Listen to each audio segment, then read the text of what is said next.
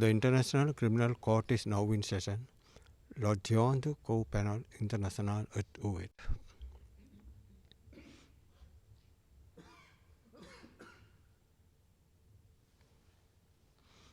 Please be seated. Veuillez vous asseoir.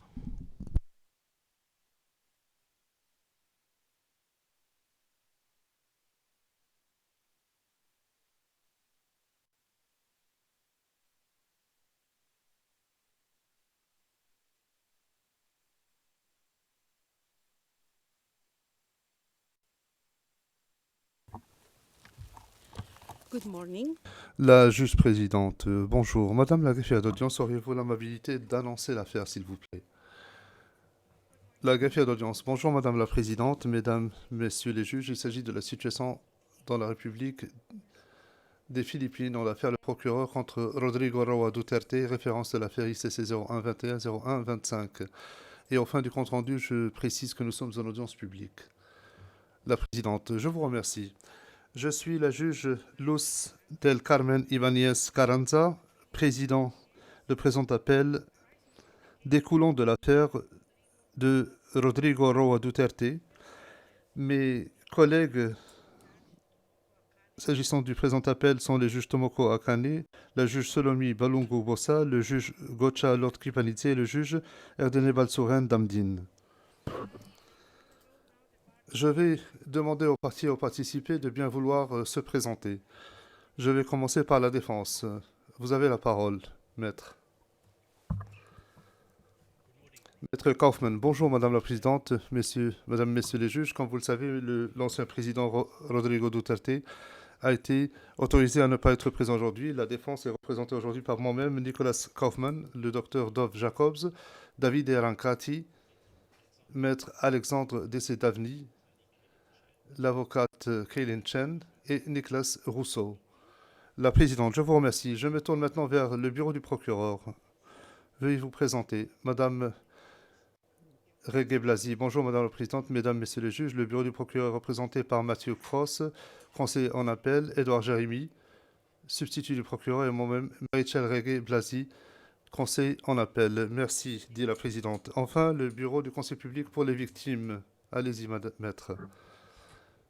Maître Massida, bonjour Madame la Présidente, Mesdames, Messieurs les juges. Les représentants légaux communs des victimes sont représentés aujourd'hui par Monsieur Joël Boutouya, conseil, Monsieur Ochlan Narantensek, juriste, Madame Anna Grabowski, juriste, et moi-même, Paulina Massida. Je vous remercie. La Présidente, je suppose que les personnes présentes sont les mêmes que celles dont les noms apparaissent sur la liste fournie aimablement par la greffière d'audience à la Chambre avant l'audience. Si la composition de l'une ou l'autre équipe a changé, je vous demanderai de bien vouloir en informer la greffière d'audience par mail. Je note au fin du compte-rendu que M. Duterte n'est pas présent dans la salle d'audience puisqu'il a renoncé à son droit d'être présent et la Chambre d'appel a fait droit à cette requête. Sa renonciation a été déposée au dossier de l'affaire. Il est représenté par son conseil aujourd'hui. Aujourd'hui, la Chambre d'appel rendra son arrêt s'agissant de l'appel interjeté par M. Duterte contre la première décision de la chambre préliminaire du 23 octobre 2025 intitulée « Décision relative à l'exception d'incompétence de la Cour » opposée par la défense, que j'appellerai à partir de maintenant la décision contestée. Dans cette décision, qui porte le numéro de document 309 dans le dossier de l'affaire, la Chambre préliminaire a conclu que la Cour peut exercer sa compétence en l'espèce s'agissant des crimes reprochés à M. Duterte commis sur le territoire de la République des Philippines alors que celle-ci était un État partie. Le présent résumé ne fait pas foi. En effet, seule la version écrite de l'arrêt fait foi. Celle-ci sera mise à disposition et notifiée à l'issue de cette audience. Rappel de la procédure d'appel. Je vais commencer par un bref rappel de cette procédure. Comme je l'ai déjà mentionné, la Chambre préliminaire a rendu la décision attaquée le 23 octobre 2025. Le 14 novembre 2025, la défense a déposé un mémoire d'appel invoquant 4 moyens d'appel et demandant à la Chambre d'appel d'infirmer la décision contestée, de conclure qu'il n'existe aucun fondement juridique justifiant la poursuite de la procédure de la CPI à l'encontre de M. Duterte et d'ordonner sa mise en liberté immédiate et sans condition. Le 8 décembre 2025, le procureur et le bureau du Conseil public pour les victimes ont répondu au mémoire d'appel demandant à la Chambre d'appel de confirmer la décision contestée. Sur invitation de la Chambre d'appel, le procureur et le bureau du Conseil public pour les victimes ont déposé le 16 janvier 2026 des observations supplémentaires sur différentes questions jugées nécessaires pour que la Chambre d'appel tranche dûment le présent appel et la défense a déposé sa réponse à ces observations le 23 janvier 2026. L'arrêt de la Chambre d'appel. Je vais à présent exposer l'arrêt de la Chambre d'appel quant au fond de cet appel.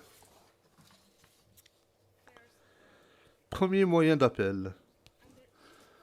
Au titre de son premier moyen d'appel, la défense prétend que la Chambre préliminaire a commis une erreur en concluant que l'article 127.2 constitue une lex specialis par rapport à l'article 12. La Chambre d'appel rappelle que dans la décision contestée, la Chambre préliminaire a examiné les effets du retrait des Philippines du statut dans des circonstances où la Chambre préliminaire avait autorisé le déclenchement d'une enquête en application de l'article 15.3 après l'entrée en vigueur du retrait. Elle a conclu que les articles 12.2 et 13.c, auxquels je ferai référence comme étant les dispositions de la partie 2, pris de manière isolée, n'appuyaient pas la compétence de la Cour en l'espèce. Toutefois, l'interprétation par la Chambre de la Chambre préliminaire de l'article 127.2 constitue une lex specialis applicable aux circonstances de l'espèce, notamment le retrait d'un État partie du statut, et la conséquence de cela est que la Cour maintient sa compétence en l'espèce.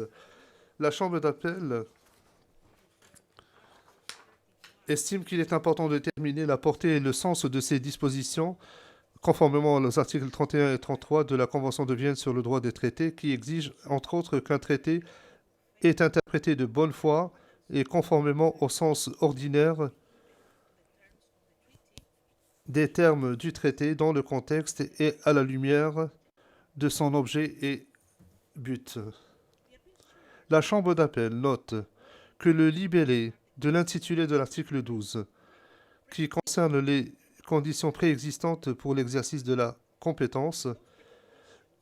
Dans le cadre de ces préconditions, l'article 12.2 dispose que la Cour peut exercer sa compétence si un État ou plus d'un État, notamment l'État dont le territoire a servi de théâtre du comportement qui est reproché, l'État ou la personne accusée d'avoir commis un crime est ressortissant sont considérés comme des parties à ce statut. La Chambre d'appel souligne particulièrement que cet article utilise le présent, qui signifie que c'est une évaluation contemporaine et nécessaire. La Chambre d'appel rejette l'argument présenté par l'accusation, à savoir que l'utilisation du présent peut, de manière plausible, refléter un impératif de rédaction ou juste une omission plutôt que l'introduction d'une notion limitative quant à l'exercice de la compétence de la Cour. La Chambre d'appel fait remarquer que lors des discussions menant à la conférence de Rome, l'adoption de l'article 12 s'est révélé peut-être le compromis le plus difficile lors de toutes les négociations. Par conséquent, l'on ne saurait présumer que ce libellé qui est repris de manière répétée dans la partie 2 du statut peut être rejeté du revers de la main comme étant aléatoire. Plutôt, ce libellé tente à conforter l'interprétation selon laquelle les États pertinents doivent être des États partis au statut de Rome au moment où la Cour exerce sa compétence. Les articles 11 à 15 font tous référence à l'exercice de la compétence de la Cour et tous ces articles ont un lien entre eux. Par conséquent, ils doivent être lus de façon systémique. Conformément à l'article 12.1, il arrive un moment où l'État devient partie au statut et accepte en conséquence la compétence de la Cour s'agissant des crimes énumérés à l'article 5. À partir de ce moment, la compétence existe. S'agissant de l'État pertinent, jusqu'à ce que l'acceptation soit révoquée par un État parti ou qu'il demande le retrait du statut. Toutefois, d'après le cadre statutaire, l'existence de la compétence doit être distinguée de l'exercice de celle-ci. Dans des situations où le retrait d'un État parti du statut, ces dispositions doivent également être évaluées à la lumière de l'article 127 qui traite des circonstances spécifiques et détermine que le retrait ne porte pas de préjudice de quelque façon que ce soit à l'examen continu ou la poursuite de l'examen d'une question qui faisait déjà l'objet d'un examen par la Cour avant la date à laquelle le retrait est entré en vigueur. La Chambre d'appel fait remarquer que les dispositions susmentionnées doivent également être interprétées conformément à l'objet et au but du statut, à savoir mettre fin à l'impunité pour les auteurs des crimes les plus graves qui préoccupent la communauté internationale dans son ensemble et, de ce fait, contribuer à la prévention de tels crimes. Il serait incompatible avec l'objet et le but du statut que de permettre à un État parti d'éluder ses responsabilités au titre du statut simplement en déposant une notification écrite de retrait dès lors qu'elle découvre que des crimes auraient été commis sur son territoire ou par ses ressortissants et que ceux-ci font l'objet d'une enquête par le procureur. Dans le même temps, le droit dont jouit tout État pour se retirer du statut ne serait pas efficace ou effectif si la Cour était en mesure d'exercer sa compétence de manière indéfinie, et ce en dépit du fait que l'État n'est plus un État parti. Une interprétation correcte doit concilier la capacité des États à se retirer effectivement du statut et les responsabilités de ces États, et que ceux-ci acceptent au moment de la ratification du statut, tout en établissant un calendrier clair pour la poursuite des examens.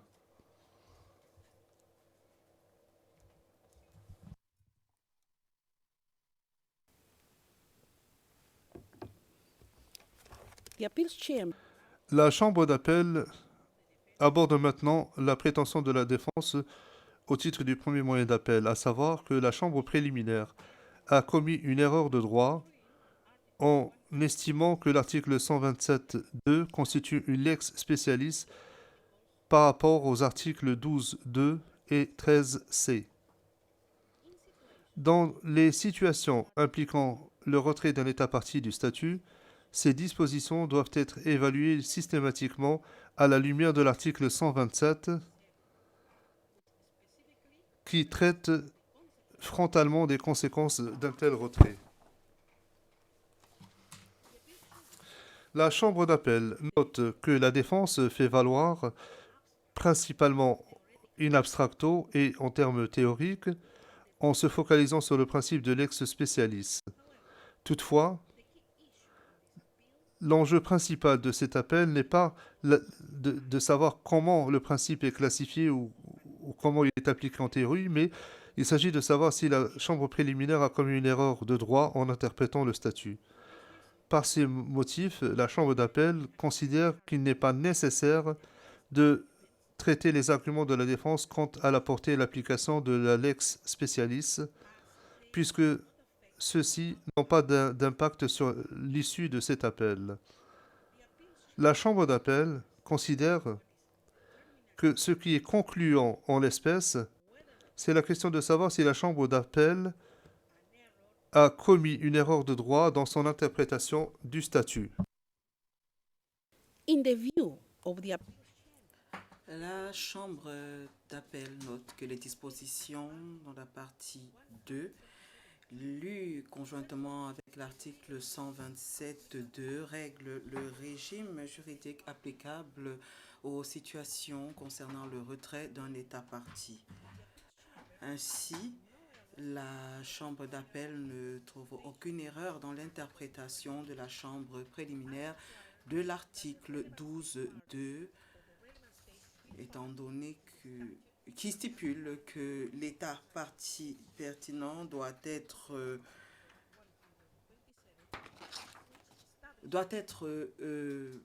État partie au moment où la Cour exerce sa compétence au sens de l'article 127 qui établit que le retrait prend effet et le régime applicable en ces circonstances. Pour les raisons mentionnées, la Chambre d'appel rejette à l'unanimité le premier moyen d'appel de la défense.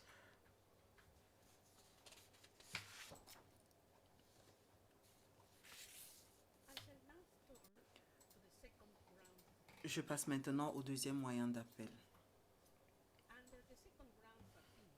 En vertu du deuxième moyen d'appel, la défense avance que la Chambre préliminaire a commis une erreur lorsqu'elle a conclu qu'un examen préliminaire pouvait être considéré comme une affaire en cours d'examen au sens de l'article 127.2.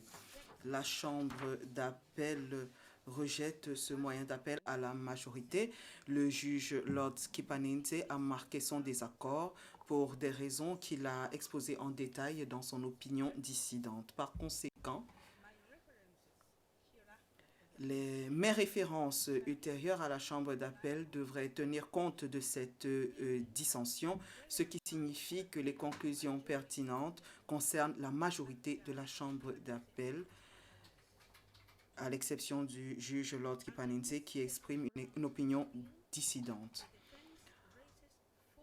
Pour son deuxième moyen d'appel, la défense avance 4 sous-moyens d'appel. Premièrement, la défense soutient que la Chambre préliminaire a adopté une interprétation trop large du terme « affaire » au sens de l'article 127.2 et n'a pas accordé suffisamment de poids aux autres versions linguistiques du statut pour interpréter cette disposition. Ayant examiné les arguments avancés par les parties et les participants, la Chambre d'appel estime que la Chambre préliminaire a correctement évalué le sens des mots « poursuite de l'examen des affaires » et ne les a pas élargis à une quelconque préoccupation ou pensée. De plus, elle n'a pas accordé une préférence particulière à la version anglaise du statut. Au contraire, conformément aux critères énoncés par la Convention de Vienne sur le droit des traités, elle a adopté l'interprétation qui réconcilie le mieux toute différence de formulation dans les textes en faveur d'une lecture plus large de l'expression n'importe quelle affaire. Par conséquent, la Chambre d'appel ne discerne aucune erreur à cet égard. Deuxièmement, la défense allègue que la Chambre préliminaire a commis une erreur de droit en concluant qu'un examen préliminaire change le statut d'une affaire pour la mettre en cours d'examen au sens de l'article 127.2. Ayant examiné toutes les soumissions reçues, la Chambre d'appel rejette également cet argument. La Chambre d'appel observe que la phase d'examen préliminaire est clairement définie dans les textes juridiques de la Cour, y compris dans les articles 15 et 53 du statut et les règles 46 à 48 du règlement de procédure et de preuve. De plus, l'examen préliminaire en question mené dans la situation des Philippines constitue à juste titre toute question déjà examinée par la Cour au sens de l'article 127.2.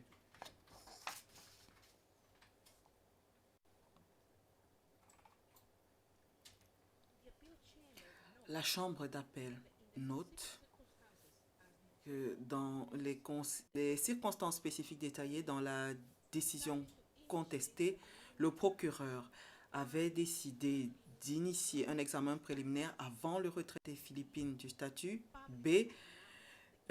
Annoncer publiquement l'ouverture d'un examen préliminaire. C. Engager plusieurs étapes procédurales, dont certaines impliquaient des décisions judiciaires. D.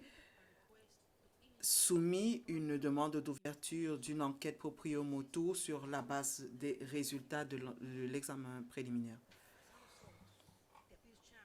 Par conséquent, la Chambre d'appel rejette cet argument.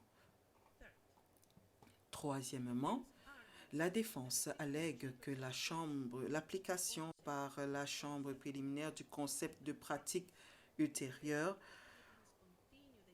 en ce qui concerne la poursuite de la collaboration des Philippines avec la Cour après son retrait était inappropriée et incorrecte au plan juridique et factuel. La Chambre d'appel rappelle notamment que dans le contexte de sa demande de report de l'enquête du procureur en vertu de l'article 18.2, les Philippines avaient déjà contesté la compétence de la Cour sur la situation. La Chambre d'appel est d'avis que la décision par les Philippines d'arrêter et remettre M. Duterte ainsi que sa collaboration avec la Cour n'est pas suffisante pour arriver à une conclusion que la collaboration des Philippines avec la Cour constituerait une pratique ultérieure dans l'application du traité qui établit l'accord des parties concernant son interprétation au sens de l'article 31.3b de la Convention de Vienne sur le droit des traités. La Chambre d'appel ne peut pas discerner de manière objective de quelle manière la Chambre préliminaire aurait pu parvenir à une telle conclusion.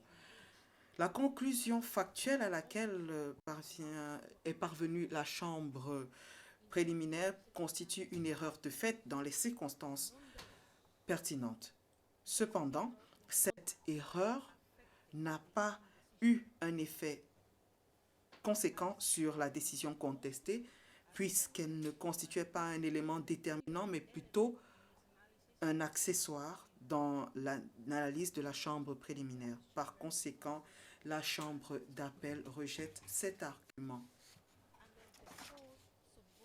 Pour le quatrième sous-moyen, la défense soutient qu'un examen préliminaire et la décision d'ouverture d'une enquête ne sont pas la même chose puisque l'examen de chaque élément est mené par des organes différents de la Cour et soumis à des dispositions différentes. La Chambre d'appel n'est pas convaincue par cet argumentaire.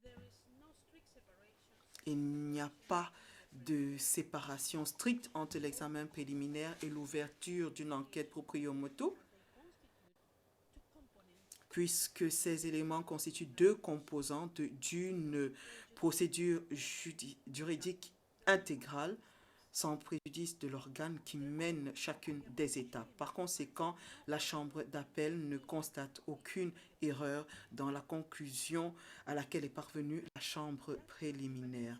Le juge Lord Kepanidze estime que la Chambre préliminaire a commis une erreur de droit dans son interprétation de l'article 127.2 à savoir que la Cour peut exercer sa compétence sur les crimes présumés dans cette affaire. Pour les raisons exprimées dans son opinion dissidente, il estime que l'examen préliminaire par le procureur n'est pas une question en cours d'examen par la Cour au sens de l'article 127.2 et qu'une situation n'est examinée par la Cour que lorsque la Chambre préliminaire autorise une enquête dans cette affaire.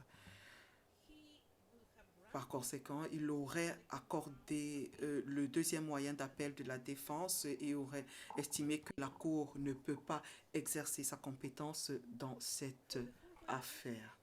Pour les raisons submentionnées, la Chambre d'appel rejette à la majorité le deuxième moyen d'appel. Le juge Lord Kepanenze est partiellement dissident. Il aurait accordé le deuxième moyen d'appel. Et par conséquent, il ne juge pas nécessaire d'examiner les troisième et quatrième moyens d'appel. Je passe maintenant au troisième moyen d'appel. Dans son troisième moyen d'appel, la défense allègue que la Chambre préliminaire a commis une erreur de droit dans son interprétation du terme « la Cour » dans l'article 127.2 comme incluant le bureau du procureur.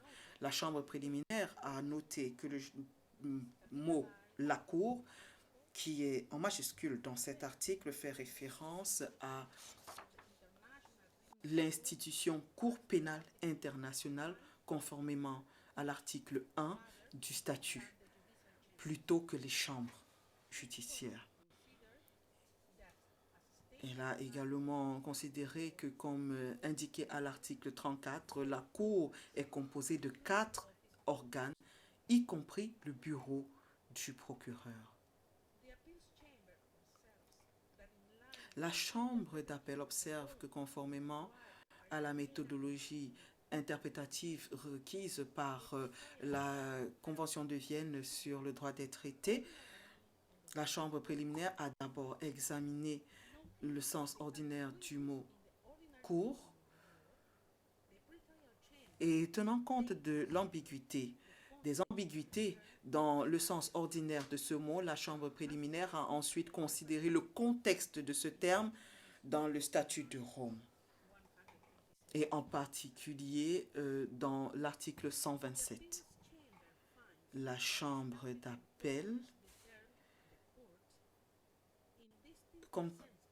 estime que le statut emploie le terme « la Cour » dans des sens distincts et lorsqu'il faut déterminer lequel est approprié par rapport à la disposition interprétée.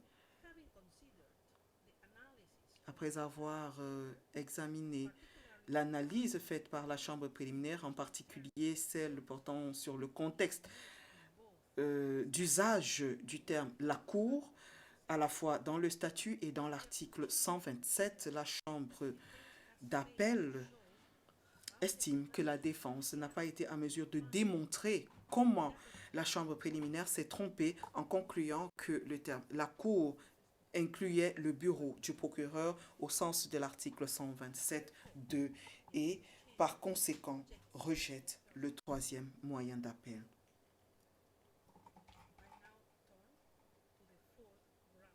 Je passe maintenant au quatrième moyen d'appel.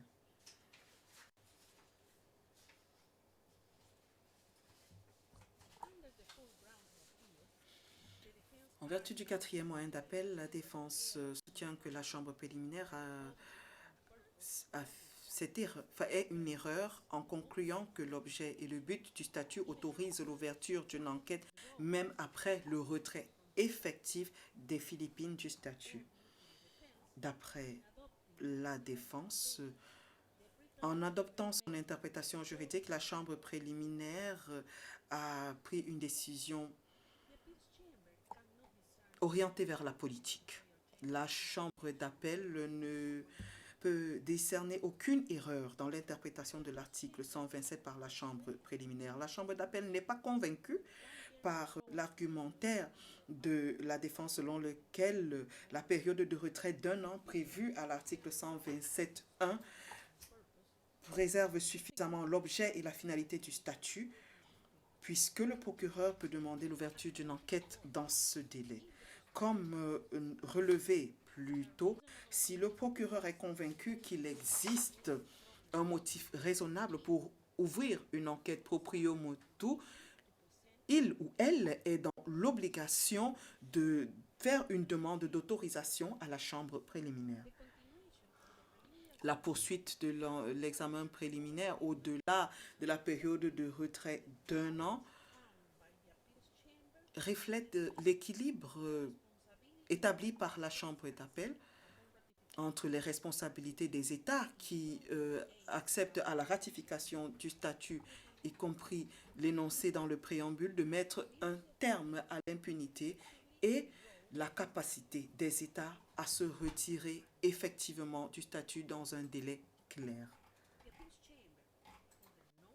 La chambre d'appel relève en outre que l'évaluation de certains faits par la chambre préliminaire l'a amené à conclure qu'il existe un lien direct entre l'annonce par le procureur de l'ouverture de l'examen préliminaire et la décision des Philippines de se retirer du statut de Rome. La défense avance que la chambre préliminaire s'est indûment appuyée sur une critique politique subjective. Cependant, dans l'avis de la chambre d'appel, la chambre préliminaire a interprété l'article 127 conformément à la méthodologie énoncée dans la Convention de Vienne sur le droit des traités, et sa discussion sur les motivations éventuelles des Philippines de se retirer du statut de Rome n'ont pas fait partie du raisonnement qui ont contribué à son interprétation juridique de l'article 127.2. Au contraire, après avoir expliqué pourquoi l'objet et la finalité du statut sous-tendaient son interprétation de l'article 127, la chambre préliminaire s'est limitée à citer certains faits pour donner un exemple de ce que l'article 127, lu dans son entièreté, visait à empêcher. Par conséquent, la chambre d'appel considère que la défense n'a pas été à mesure de démontrer que la chambre préliminaire a commis une erreur de droit et rejette le 4e moyen d'appel.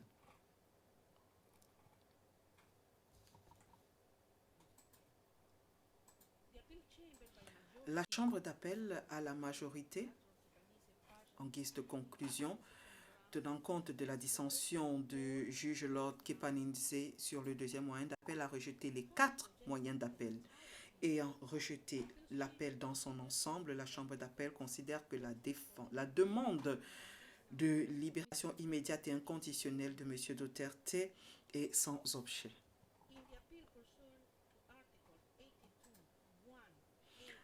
En appel conformément à l'article 82.1a, la chambre d'appel peut confirmer, infirmer ou modifier la décision portée en appel. Et dans la présente affaire, la chambre d'appel confirme à la majorité la décision contestée.